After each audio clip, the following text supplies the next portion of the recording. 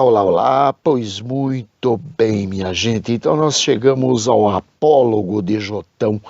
Jotão lá no capítulo 9 de Juízes, nos versículos 7 a 15, ele diz assim: avisado disto, Jotão foi e se pôs no cimo do monte Gerizim, e em alta voz clamou e disse-lhes: ouvi-me, cidadãos de Siquém, e Deus vos ouvirá a vós outros. Foram certa vez as árvores ungir para si um rei, e disseram à oliveira: reina sobre nós. Porém a oliveira lhes respondeu: deixaria eu o meu óleo que Deus e os homens em mim prezam, e iria pairar sobre as árvores? Então disseram as árvores à figueira: vem tu e reina sobre nós. Porém a figueira lhes respondeu: deixaria eu a minha doçura, o meu bom fruto, e iria pairar sobre as árvores? Então disseram as árvores à videira: vem tu e reina sobre nós. Porém a videira lhes respondeu: deixaria eu o meu vinho, que agrada a Deus e aos homens, e iria pairar sobre as árvores? Então todas as árvores disseram ao espinheiro: vem tu e reina sobre nós. Respondeu o espinheiro às árvores: se deveras me ungis rei sobre vós, vinde e refugiai-vos debaixo da minha sombra.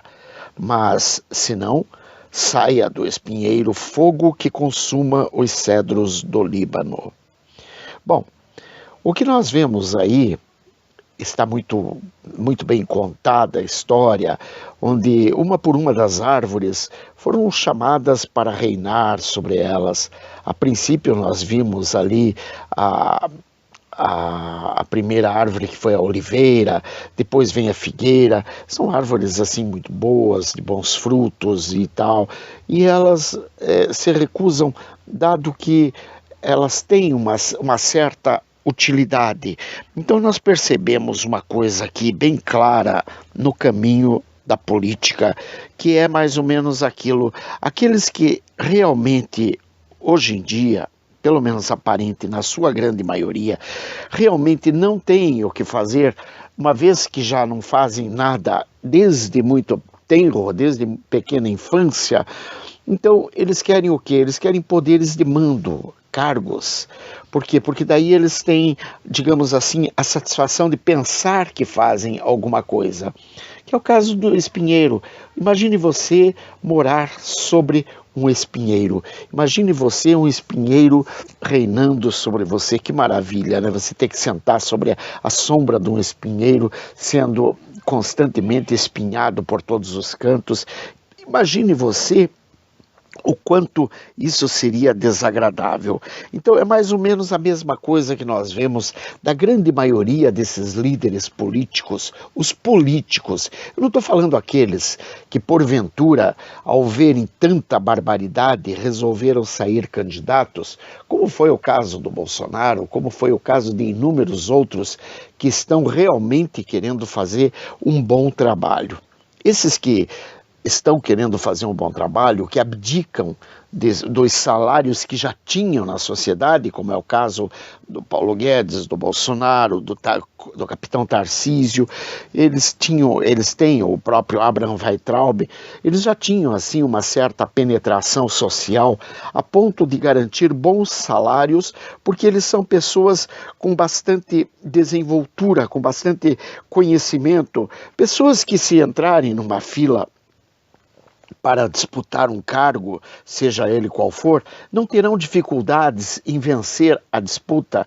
Por quê? Porque eles têm conhecimento natural. Não é uma coisa assim, não é uma coisa como essa grande maioria que não sabe do que fala, não sabe o que faz e pensa saber o que é. Tá? Então é isso. Como foi muito bem respondido ali, logo de cara pela Oliveira, quando ela diz: né, deixaria eu o meu óleo que Deus e os homens em mim prezam para pairar sobre as árvores, imagina, o meu óleo tem muito mais valor, o meu conhecimento, a minha sabedoria, os cargos que ocupam, os cargos para os quais eu já fui testado, retestado, já tenho capacidade. Agora, existem muitos que realmente não servem para absolutamente nada e vão começar a pensar que são alguma coisa, né? E vão começar a achar que têm algum poder, e porque acham que têm algum poder, então sobem aos cargos. E daí o que eles sabem fazer? Como eles não sabem fazer absolutamente nada, eles só podem fazer aquilo que eles aprenderam, ou seja, o trambique, a falcatrua, a corrupção, enfim, tudo aquilo que está no submundo da sociedade, quer dizer, não é nada daquilo que presta para a sociedade, ou seja, vão dar trambique de tudo quanto é jeito, como é o caso do senhor Dória, do senhor Witzel, do senhor Caiado e de muitos outros. O Caiado, inclusive, até surpreende, porque o Caiado, ele era um bom médico, mas me parece que ele se desvirtuou, talvez porque o carisma que tem o povo chinês, né, aquele carisma em notas verdinhas, né, aquele dinheiro poderoso que tem o Partido Comunista Chinês, deve ter desviado, transviado a cabeça de Caiado e de alguns outros, não vou dizer só do Caiado, de alguns outros. Agora, alguns ali realmente já eram bandido desde criancinha e não tem o que fazer. Caso do Dória, caso do Ciro Gomes, caso de alguns outros aí que realmente já eram bandidos desde criancinha. Caso do próprio Jader Barbalho, imagine. Aliás, Jader não, desculpa. O Jader é um bandido, mas é um bandido anterior. O Helder Barbalho, né? Porque aprendeu com o papai. Então, quer dizer, tudo que ele aprendeu com o papai, hoje ele faz em larga escala, em escala industrial. Hoje ele faz com muito mais competência, embora ele até tenha feito algo favorável durante a pandemia, que parece que ele adotou protocolo da hidroxicloroquina e com isso ele ajudou a salvar muita gente lá no estado dele. Mas foi somente isso porque o rapaz andou aprontando barbaridade e vai ter que responder na justiça pelas barbaridades cometidas. Talvez ele não as responda tão cedo, como aconteceu com Abimeleque, justamente nessa passagem. Abimeleque, primeiro, para se tornar rei, ele vai e mata seus 70 irmãos, ele tinha 70 irmãos, e matou os 70 irmãos, conforme está descrito lá no livro de Juízes, do capítulo 7 em diante. 7, se não me engano, até o capítulo 9 ou 10, por ali. Então, nós percebemos que o Abimeleque, daí, num determinado momento, uma mulher joga uma pedra de moinho, a pedra superior do moinho, sobre a cabeça de Abimeleque, abre a cabeça dele, e aí ele pede o escudeiro dele o mate a espada para que não pareça que ele morreu vitimado pela pedra. Mas de qualquer forma, então, nós percebemos que isso é o que acontece na nossa sociedade. Dentre todas as árvores, dentre todos os homens, dentre todos os políticos, os que verdadeiramente iriam aceitar esses cargos, dado os salários, porque vejam bem, o salário de um presidente da República é 30 mil reais. Agora eu te pergunto, é bastante salário? Claro que é, na boa. Só que vejam bem, 30 mil reais para que o cara não possa nem mesmo sair às ruas, seria isso válido da tua parte? Você acha realmente que isso é bom, que isso é aprazível, que isso é benéfico, que você não possa sair, que tua família não possa andar livremente de um lado para outro, que ninguém possa, enfim, encontrar mais a paz, porque não tem paz, porque não tem como andar por aí, porque não pode receber um amigo desprevenido, porque esse amigo pode atentar contra ele, porque não pode receber um presente de um amigo, não pode receber um bolo, porque de repente esse bolo está envenenado, coisa parecida.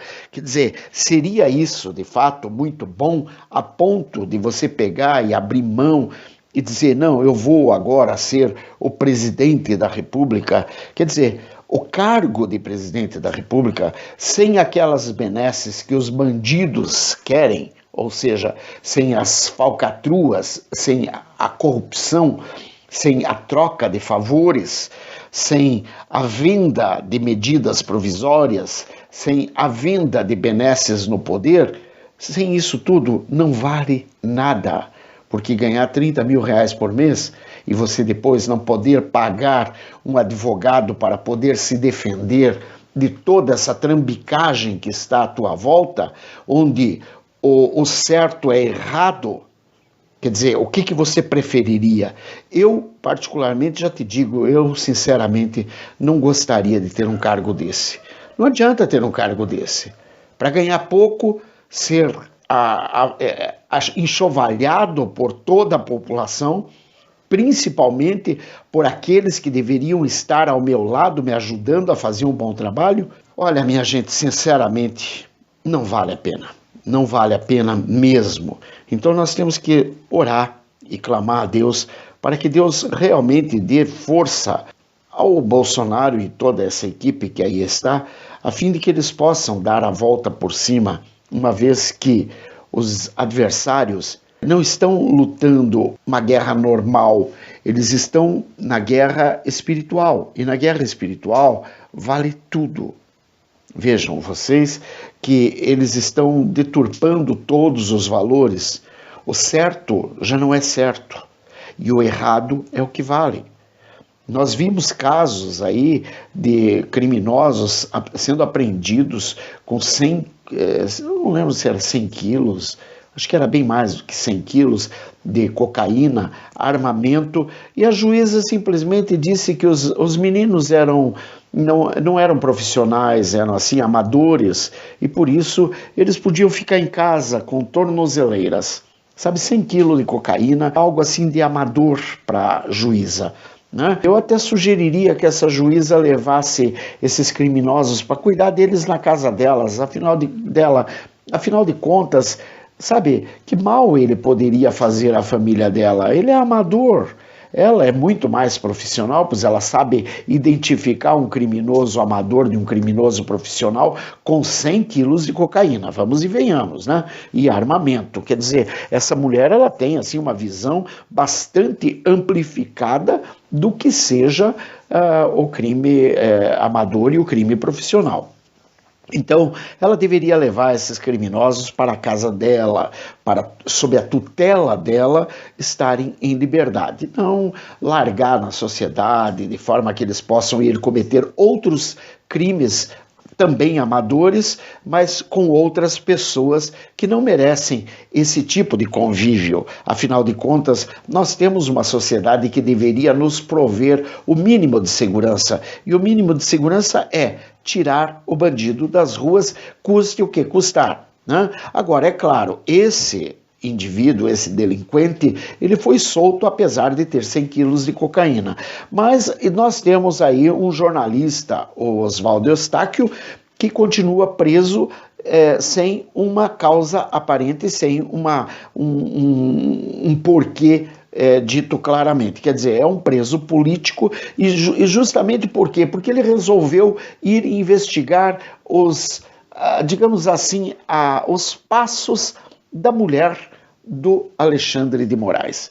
O que será que a mulher do Alexandre de Moraes tem que não pode ser investigado? Né? Porque, afinal de contas, se ela não deve nada, não teria problema nenhum. Afinal de contas, puxa vida, o marido dela é o presidente do STF, presidente não, mas é um dos membros do Supremo, é um dos Supremos. Então, por que ela não pode ser investigada?